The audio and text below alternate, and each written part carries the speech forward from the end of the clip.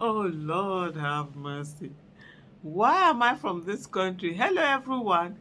Nigerians, we just make a joke out of everything. I just saw this picture. I'm like, what? It says she never chop. She go dey learn the new national anthem. Now she faint and they are taking her to market. Oh Lord, have mercy. There's so many things about this country. I think one of our coping mechanism is that we just use jokes and we just trivialize things in a way that we just make them funny and we just laugh over them even when we're hurting. And so it's always as if we're not bothered about issues, but meanwhile people are really keeping a lot. Because I'm thinking, what is this?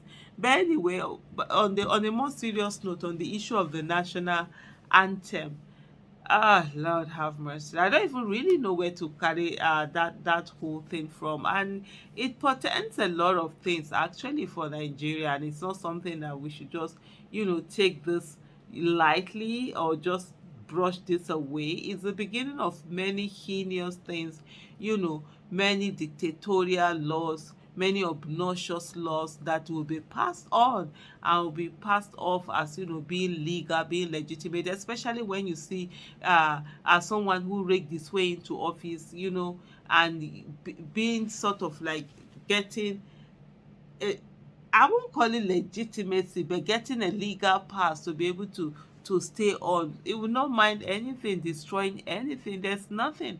There's no institution. There's nothing that Tinubu cannot desecrate. Tinubu cannot turn into something awful. And so, just sitting down and not doing anything, it's literally just not shouldn't be the way that we go. There have been a lot of response and comment from people. There was even one very hilarious one where the person said that the reason why and this is it from a handle called Amechi Ogbonna at Amechi Ogbonna to say, as Tinubu be no get chance to go school when im mates dey go school, e don go change national anthem to enjoy wetin im bin miss. Kai, this man. The way we just joke, it's just that funny thing, we laugh over things, the way we joke over them. Sometimes it's way so much way deeper than that, and it's really crazy. This is someone who has been accused of forging certificates, someone who even has a school that he said he started before the school was even formed. There's so many things. Someone involved in drug dealings to the extent that he had to forfeit money in another country. There's so many things going on, and then you find out that's the person who is presiding over the affairs of 200 million plus people. Of course, what do you expect? They're going to be chaos all the time. Things are just going to be upside down. And with the behavior that they've exhibited, you just know that uh, the people don't matter to them. The lives and properties of the people don't matter to them. They are not thinking about the people. What they're thinking about is how much more of the country they can just konobi. Let me use that word.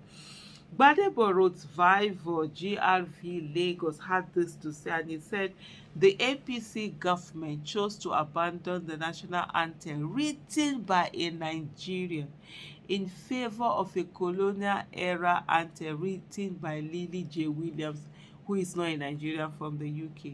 Last week, Obafemi Hamzat, who took an oath renouncing all allegiance to Nigeria, was telling Nigerians about preserving their heritage. We might as well be consistent, he said, and go back to our former flag. If they hate the second stanza of our anthem, they could adopt Timi Dakolo's beautiful ode to Nigeria and her people, but they wouldn't think to do that because their modus operandi is to be performative for headlines. He went on to say, I've come to accept that aside from not having a plan for Nigeria, there's no depth or substance to policy formulation. Consistently, the more you look at anything associated with this group of people, the less you see.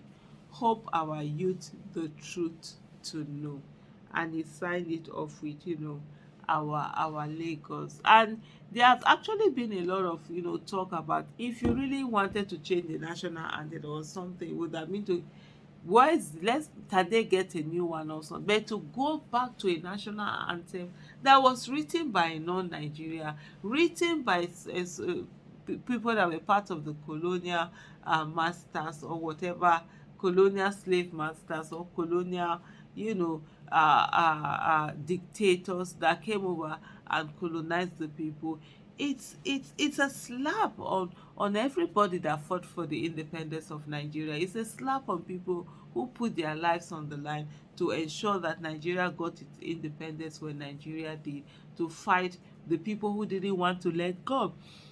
Because I can assure you that even though I wasn't born then, I know those people were enjoying so much of the goodies they were getting from Nigeria that they were not really interested in living. But there were people who fought, who decided that they wanted their freedom, they wanted to be able to govern their own space by themselves, and they did that. For them to now come and see all of this, being unraveled, being desecrated, being insulted, what they have fought so hard for, it's really unbelievable. Honestly, it's really unbelievable. It's something that I just can't fathom. But I'm just trying to think through. I'm like, okay, what is it here? What are the things that we're saying in all of this? And I can tell you that it's not good at all in every way that all of this have come out to play. It's really not good for the nation. It's not good for the people. But then the people who are there really don't care about the people. They don't care about the nation. They only care about themselves. These are the whole how it's something that has been on for over 40 years. Because if you're talking about 1978, we have 1978 to 1988, 1998, 2008, 2018. That's 40 years. 19, 20, 21, 22, 23, 24. That's 46 years that this National Assembly has been on.